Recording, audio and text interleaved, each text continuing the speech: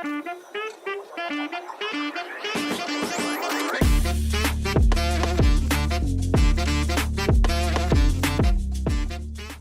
search for Tec Tees took us to Ranchito village in the Corozal district, where Leo and Elsie Zetina have their t-shirt factory. It is a small operation with a staff of 4. Leo is the husband and Elisa is the wife. Her sister Astrid and their cousin Letty are employed by the couple. Pretty much COVID was the drive behind it, to find something locally, because we thought that in Belize, all shirts were made in Mexico, made in Guatemala, or made in China, blah, blah, blah, but nothing was made in Belize. And then I have some other colleagues that are in the printing business, and all of them import shirts. So I asked them, if I was to manufacture shirts, would you purchase them? And they were like, really? Yeah, I said, yeah. With Elsie's skills as a seamstress and Leo's expertise in graphic design and animation, they began to grow the business and soon needed to purchase additional equipment and hire more staff. When Elsie graduated high school many years ago, her parents could not afford tertiary education, so she had to learn a trade. She began sewing. At Station 1, Astrid begins to cut the cloth with the patterns, and then when she finished, she goes to Station 2, where my right hand, Letty, begins to sew the shoulders, put the sleeves, and then it goes to Station 3, where it's my area, where I do the finishing of the hemming of the sleeve, the collar, and the finishing of the hemming. And then I proceed to go to the 4th station, where we put the back part here of the stitching cap. And what set these t-shirts apart are their features. The fabric being used are eco-friendly, dry fit, antibacterial, and UPF 50+, an excellent UPF rating. The fabric is shipped from Mexico. I always thought that people were into Columbia shirts, right? And all of these main competitors. And so we wanted to provide something with the same quality, something locally done, but something more cost effective. And so looking into what we wanted to produce and to supply, we thought that we wanted a technology behind a shirt, not really just a t-shirt.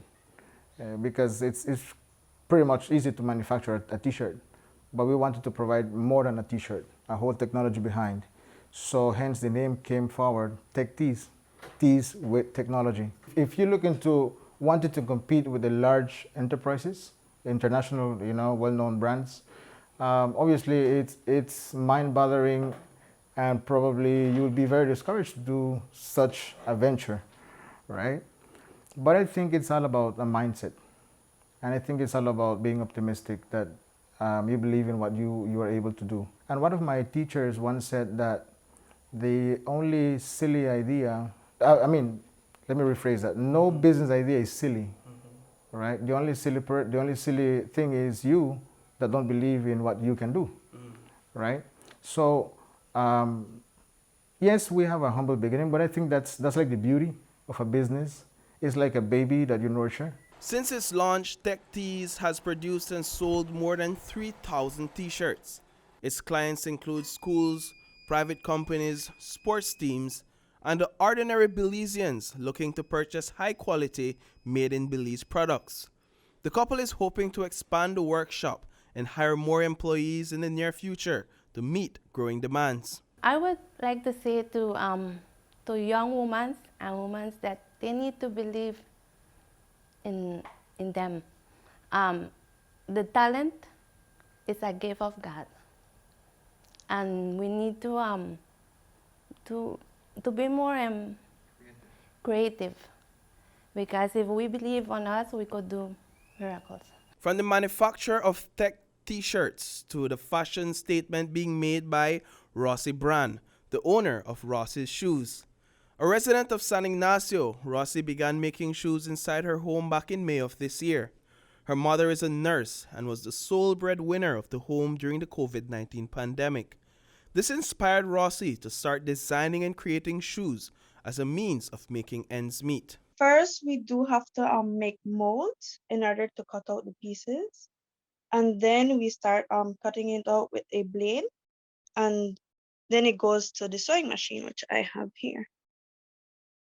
This is an industrial sewing machine. So it can go through the leather when I'm making men's work boots. Then we go to putting the pieces together, like closing it off, like you see here, it goes closed off. And then we do have to put it on a last, which is something like this. But in order to get it like for the boots, we need to make it smooth. So then that's when we go on and stick the sole on with the machine. Rossy's shoes has caught the attentions of Belizeans across the nation. Many are of the view that the quality of her products surpasses that of the leather and synthetic shoes imported into Belize.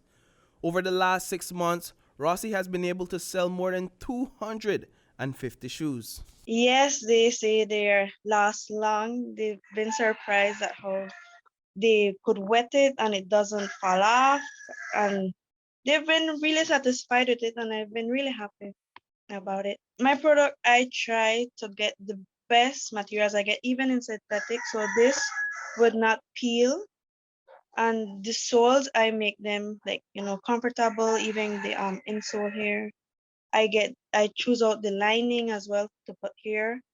And for the leather, I also make sure it's the best leather that would make a comfortable shoe and that it would last long. She now employs her father and her brother in her shoemaking business. This young entrepreneur dreams of one day exporting her products into Guatemala and Mexico. Rossy also envisions owning a workshop away from where she resides. Never give up. That's something. Even if something is really hard and you feel like giving up, don't give up. It gets better. So, whether it is making tees with technology or designing and manufacturing shoes, we have found that made in Belize and outstanding products are synonymous. These entrepreneurs display courage to dream and the will to succeed. Reporting for News 5, I am Paul Lopez.